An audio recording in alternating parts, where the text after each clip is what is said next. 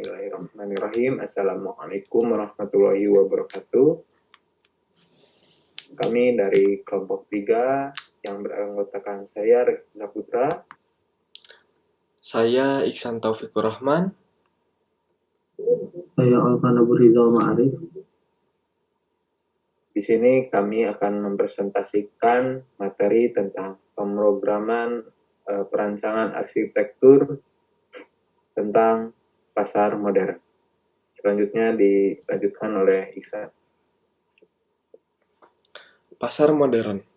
Menurut Kotler, tahun 2001, pasar modern adalah pasar yang penjual dan pembelinya tidak bertransaksi secara langsung, melainkan pembeli melihat label harga yang tercantum dalam barang atau barcode. Berada dalam bangunan dan pelayanan dilakukan secara mandiri, swalayan, atau dilayani oleh pramuniaga. Ciri-ciri pasar modern. Salah satunya seperti lengkap dan efisien, penataan ruang yang nyaman, pelanggan melakukan pembelian sendiri, lalu mencerminkan industrialisasi jasa.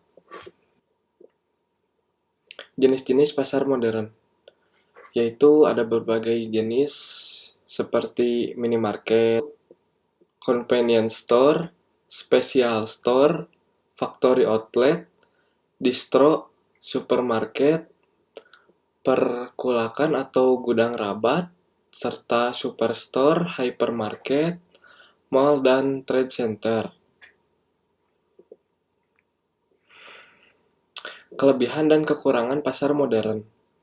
Ada berbagai kelebihan seperti tempat lebih bersih dan nyaman, serta barang bervariasi, produk terstandarisasi, membuka lapangan pekerjaan. Lalu kekurangan dari pasar modern ini seperti mematikan pasar tradisional, menimbulkan kesenjangan ekonomi, eksploitasi pemasok.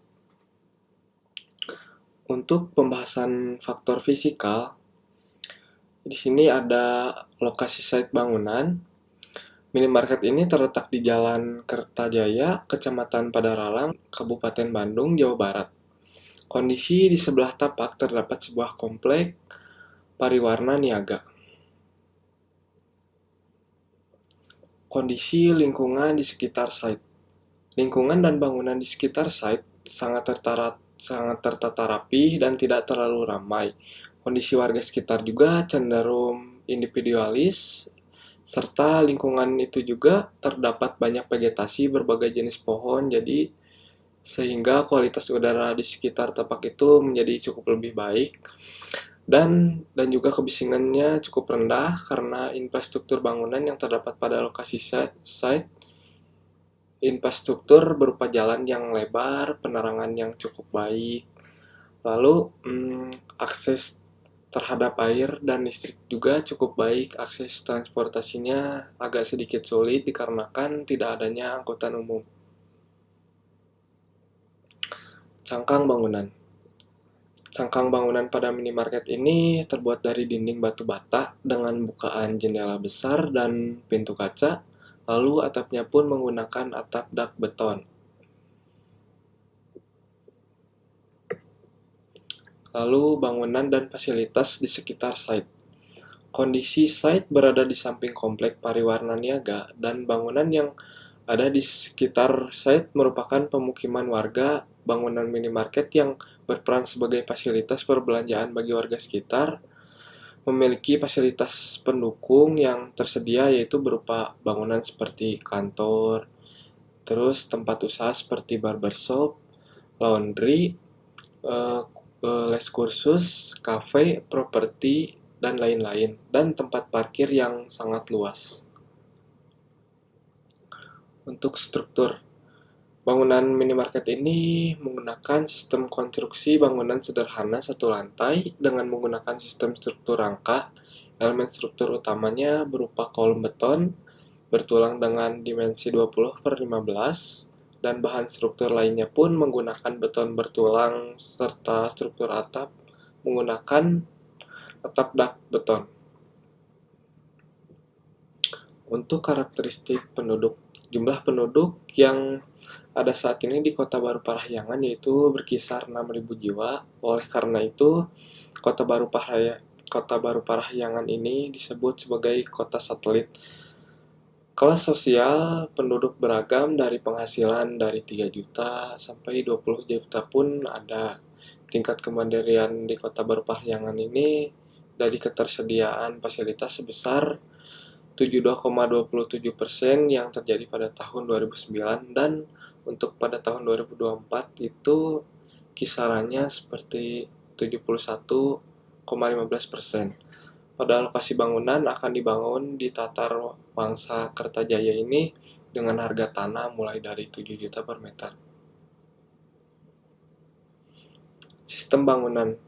Untuk sistem lighting, pencahayaan pada minimarket ini menggunakan lampu neon pada setiap ruangan, lalu pencahayaan alaminya seperti sinar matahari hanya sedikit digunakannya pada bangunan. Jadi umumnya itu menggunakan pencahayaan buatan dari lampu neon. Untuk sistem pengawaannya ini pada minimarket itu menggunakan AC pada bagian dalam minimarket. Untuk keamanannya itu menggunakan CCTV yang terdapat di sudut-sudut minimarket. Lalu sistem komunikasi ini pada minimarket menggunakan jaringan WiFi di ruang utama. Lalu dilanjutkan oleh teman saya. Selanjutnya adalah analisa kebutuhan ruang. Untuk kelompok ruang pengelola. Pemakainya adalah manajer serta staf. Untuk manajer, aktivitasnya adalah administrasi. Untuk sifat aktivitasnya adalah privat. Selanjutnya untuk pemakai staf dengan sifat aktivitas semi privat. Untuk kelompok ruang utama, itu pemakainya adalah pengunjung, aktivitasnya adalah masuk, sirkulasi, serta membeli barang. Sifat aktivitasnya adalah publik. Untuk kelompok ruang servis, pemakainya adalah pengunjung dan pengelola. Untuk aktivitas buang air, penyimpanan, penitipan, serta makan dan minum. Untuk sifat aktivitasnya adalah servis. Selanjutnya adalah kebutuhan ruang. Untuk ruang manajer, privat, ruang staff, semi-privat, entrance adalah publik, koridor publik, rak kereta publik. Untuk toilet adalah servis, gudang servis, rak penitipan servis, serta pantry servis. Selanjutnya adalah analisa besaran ruang. Kegiatan utama, kasir, membutuhkan ruangan setidaknya 13 meter persegi. Selanjutnya manajer. Manajer kira-kira membutuhkan ruangan hingga 9 meter persegi. Karyawan 21,6 meter persegi, toilet 9 meter persegi. Selanjutnya adalah gudang 4,99 meter persegi atau dibulatkan menjadi 5 meter persegi. Tujuan akhir yang ingin dicapai di minimarket. Tujuannya adalah fasilitasi pengunjung untuk membeli kebutuhan sehari-hari, menciptakan pelayanan perbelanjaan yang nyaman, serta untuk memperoleh laba. Selanjutnya adalah kecenderungan atau suasana ruang di minimarket. Menciptakan suasana toko yang rapi sehingga membuat bisa menarik pelanggan untuk datang kembali, serta juga memiliki kesan yang lebih luas. Perilaku. Kerja di tempat, bertemu dengan banyak pelanggan, membeli kebutuhan yang diinginkan oleh pelanggan, serta memeriksa stok barang atau menyetok barang. Program aktivitas. Kegiatan pengunjung adalah datang, parkir, belanja, menuju kasir, serta pulang. Selanjutnya, untuk kegiatan pengelola adalah datang, parkir, kerja, serta pulang. Selanjutnya adalah sirkulasi barang. Yang pertama adalah dropping, unit, penyimpanan, pajang, serta jual. Pola aktivitas. Penggunanya adalah pelanggan. Aktivitasnya mencari barang, mengantar ke kasir, melakukan pembayaran, menerima produk. Selanjutnya kasir. Melihat harga barang, menginput barcode produk, menghitung, menerima pembayaran, menunjukkan struk, menyimpan. Untuk staff, aktivitasnya adalah melihat stok barang, mengupdate stok barang, memesan stok barang yang habis, menginput data, dan menyimpan data. Supplier, aktivitasnya adalah menawarkan stok barang, menerima orderan barang. Yang selanjutnya adalah manajer, yang beraktivitas memperhatikan kinerja staff, mencetak laporan penjualan, data barang, dan data supplier. Organisasi di minimarket. Yang pertama, yang paling atas adalah supervisor, bawahnya adalah kepala toko, kemudian ada asisten toko, serta di bawahnya pramudiaga sejajar dengan kasir. Perlengkapan perabot di minimarket. Perlengkapan perabot di minimarket itu diantaranya rak stok barang, rak gudang, peralatan display minimarket, meja kasir, wall rack, keranjang, mesin kasir, dan lain-lain.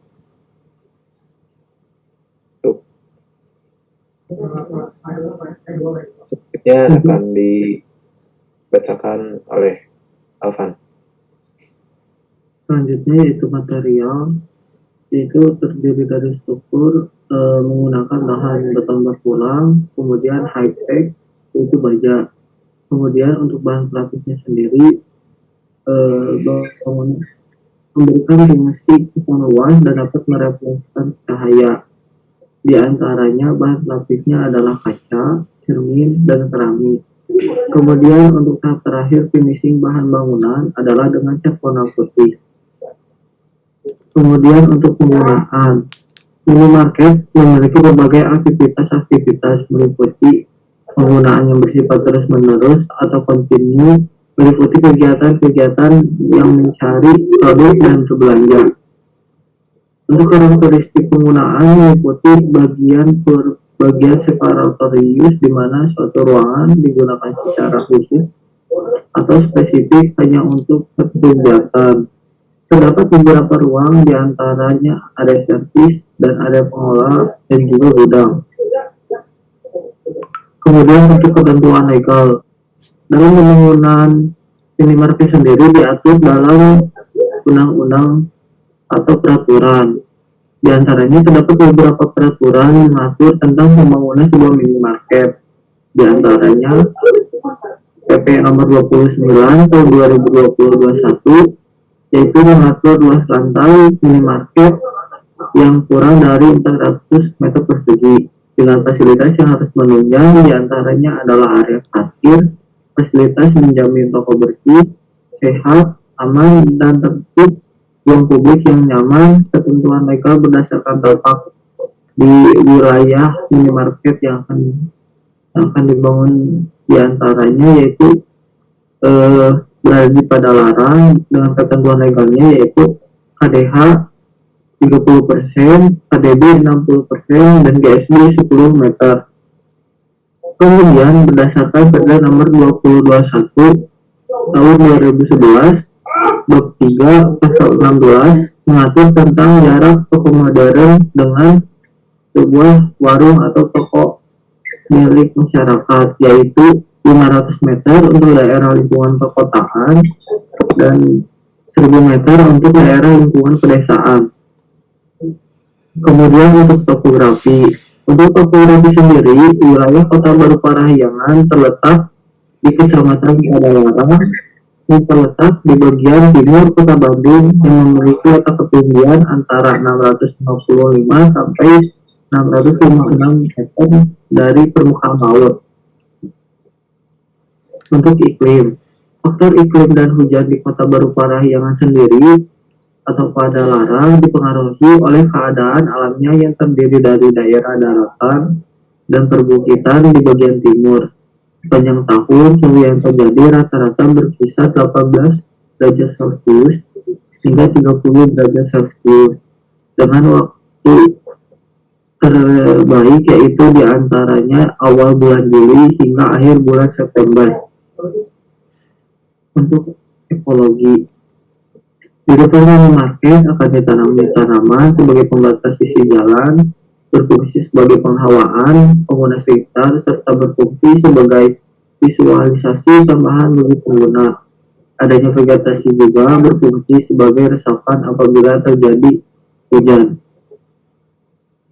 Kemudian untuk ekonomi, lokasi bangunan akan dibangun di Tata Wangsa Kertajaya dengan harga tanah mulai dari 7 juta per meter, dengan jam operasional yang telah ditentukan dalam peraturan pemerintah, yaitu buka dari jam 8 pagi sampai jam 10 malam untuk hari biasa, dan jam 8 sampai jam 11 malam untuk hari weekend.